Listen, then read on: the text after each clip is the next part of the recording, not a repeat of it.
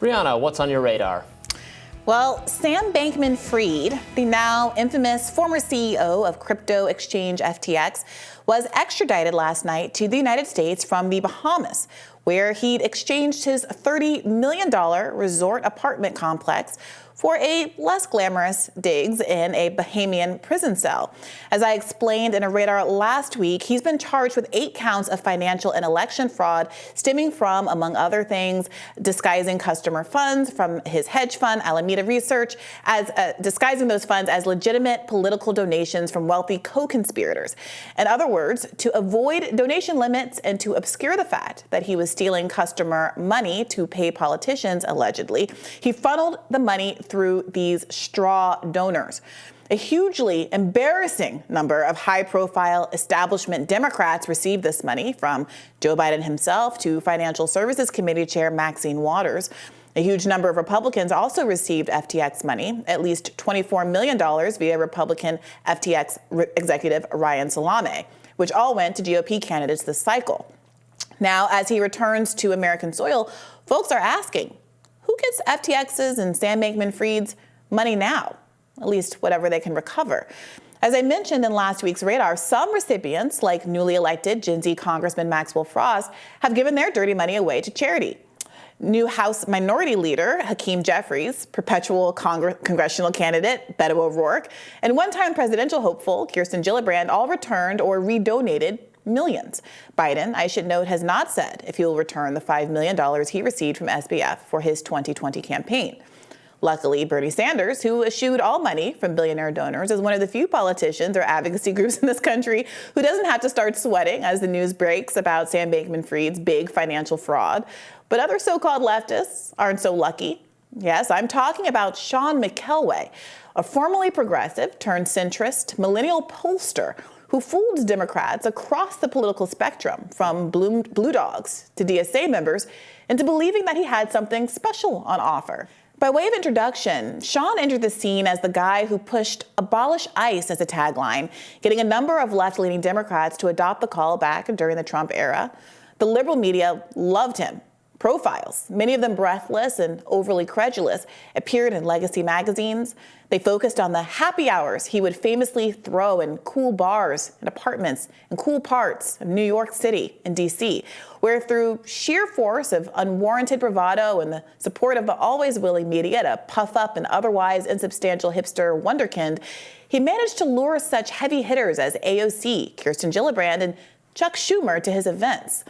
But his relationship with the left, the actual socialist left, not liberals, began to sour after Bernie's loss in 2020, when McElwee, apparently motivated less by left principles than a desire to market himself as a political consultant, shifted sharply to the center, advocating for a more moderate, centrist approach that didn't sit comfortably with the socialist label he refused to relinquish. He shifted from advising ostensible progressives like Elizabeth Warren to conservative Democrats like Joe Biden.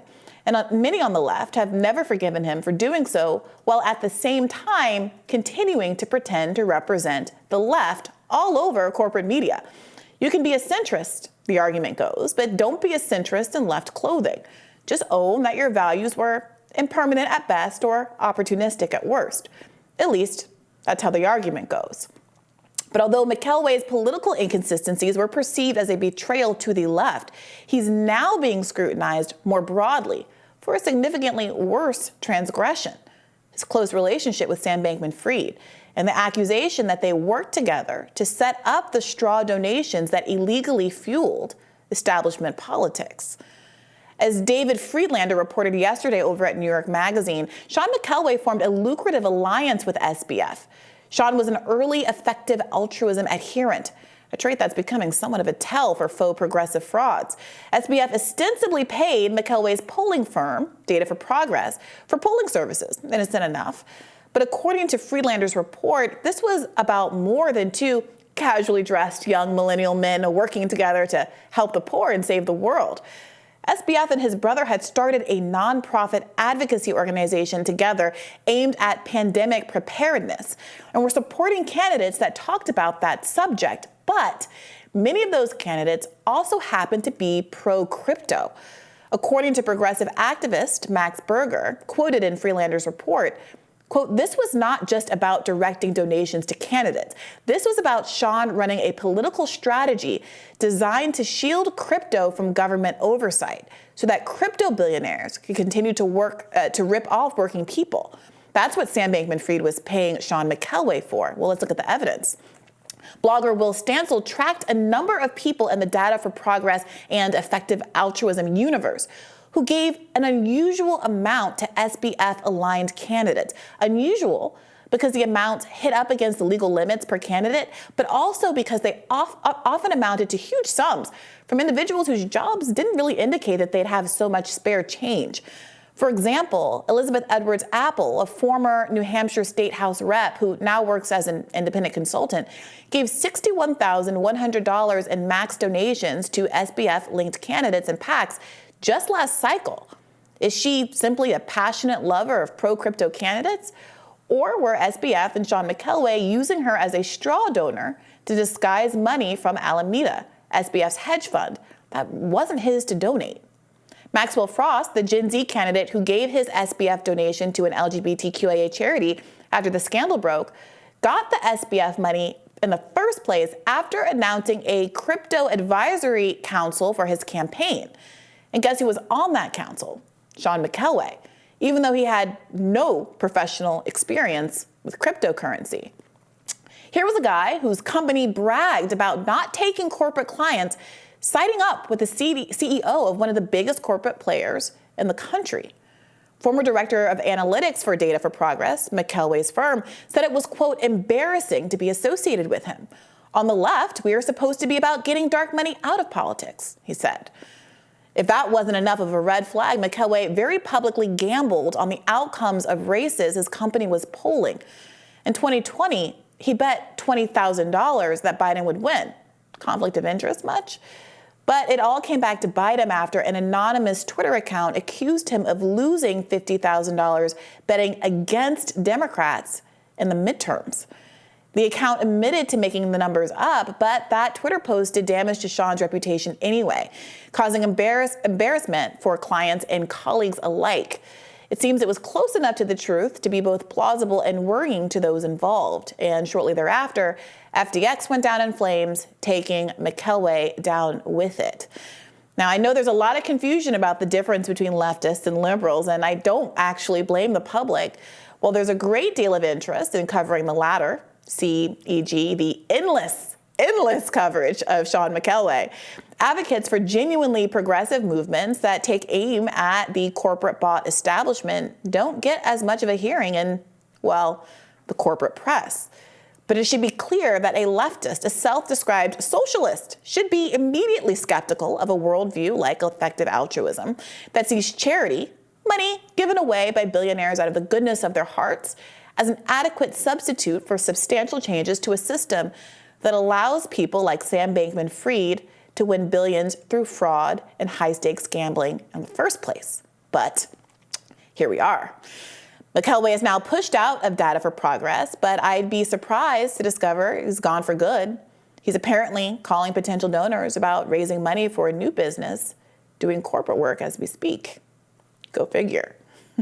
This is yet another cautionary tale about the myth-making the media can accomplish when it finds a young ingenue who perhaps looks like the managing editor's son, who seems precocious and shiny and worth investing thousands of words and millions of dollars in, all based on vibes, and a desire to wrap the same old insider corporatist agenda in a youthful, left-palatable package. Let's not fall for this again and again and again. Very interesting, very good radar. So I've never met Sean McElwee. I've just read a million profiles of him. I do know he did work for my other organization, Reason Magazine, the Reason Foundation. He started out as a libertarian. He was a libertarian. Then became a socialist, then became like a moderate centrist Clintonian or something. Seems like a guy who just kind of chases the next thing, whatever it is. I think the biggest similarities between Sean McElwee and Sam Bankman-Fried are the ability to play the media, clearly, because I just alluded to it, but the number of profiles of this guy who no normal person has ever heard of, and who isn't all that important in the grand scheme of things, there's one every couple months about, oh, isn't it interesting? He's a political consultant or lobbyist or activist, but he doesn't dress or talk like one. How novel. Like, how many times is that going to be interesting to people? I don't think it is interesting to people. It's not. And it's the same Bankman-Fried is the same thing. Oh, yeah, and he wears shorts to meetings, and his hair's wild, and that's like a personality unto itself. It's so gross. So annoying. It's a part of this, Abby, you know, this dime square New York media culture? Yes. Where everyone reports on everything that ever happened at NYU. Yes. And they act like one 22-year-old wears an outfit to a restaurant and like it's a news story in these magazines. And they're all Nepo babies. They're all Nepo babies. All Nepo babies. Nepo babies should be hunted for sport. But look, it has this appeal, even though it's the same old story over and over again. They act like these kids are unique, these people are unique, but they're all identical to each other. Sam Bankman-Fried and Sean McElwee, you put them next to each other. Oh, what? There's a 30-year-old who doesn't know how to put a suit on and is afraid to call customer service because they never grew up using a landline, but they control Democratic Party politics. How many times do we have to see the same story? And meanwhile, I gotta say, we used to bully these people, but now we give them money. Look, there are a lot of real people doing a lot of real work, especially at the time when Sean became notable. And it is very frustrating that even on the left, people who were supposed to have a better radar for this sort of thing didn't see him for what he was almost immediately. I'm glad at least that he's kind of outed and moved on to other pastures, but we have to have a better radar for this sort of thing going forward, pun intended. 100%. Thank you for that, Briahna. More Rising right after this.